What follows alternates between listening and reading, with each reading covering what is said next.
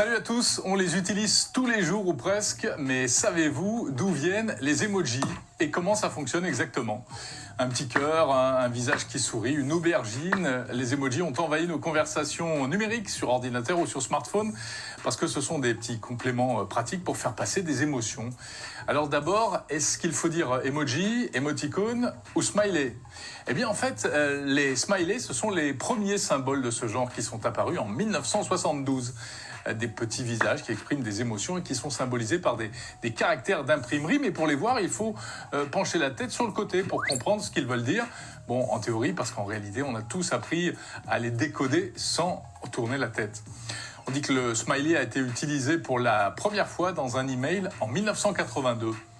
Et puis ensuite, avec l'évolution des ordinateurs en 90, sont apparus des smileys graphiques, des vraies petites images, en fait, toujours pour exprimer des émotions, mais bien plus jolies que les smileys.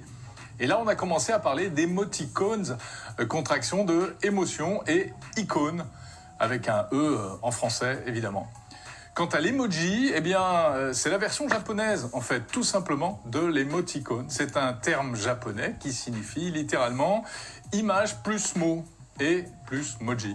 Il y en a aussi qui disent frimousse, mais bon, c'est quand même un peu moins employé. Et les emojis, comment ça marche? Eh bien, en fait, c'est comme un alphabet, c'est-à-dire que à chaque emoji ou émoticône correspond un code informatique, comme pour les lettres sur l'ordinateur. On appelle ça le point code. Par exemple, le code du visage souriant, c'est U+1F600. Et c'est ce qui permet à tous les ordinateurs et tous les smartphones d'afficher les mêmes emojis. C'est-à-dire que si vous envoyez un cœur à un ami alors que vous avez un iPhone et qu'il a un Android, il recevra quand même un cœur.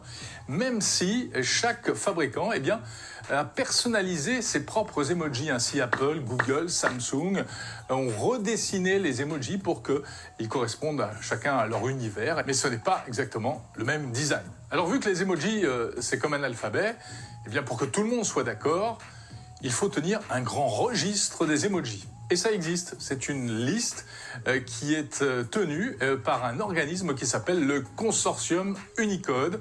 Vous pouvez aller voir la liste de tous les emojis sur le site officiel emojipedia.org. Et puis les emojis évoluent, et d'ailleurs sans doute plus vite que la langue. Chaque année, il y a de nouveaux emojis qui sont créés, et il y en a qui disparaissent.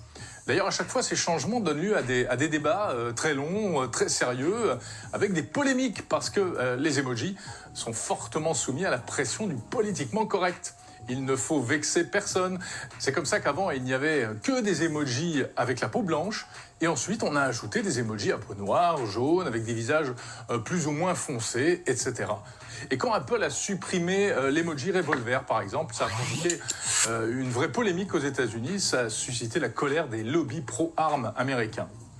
En 2020, on dénombrait 3304 emojis, 117 nouveaux emojis créés dans le courant de l'année 2020, notamment le visage souriant avec une larme, le petit ninja, ou encore les doigts pincés comme ça, qui signifient selon les pays attention, patiente 5 minutes, etc.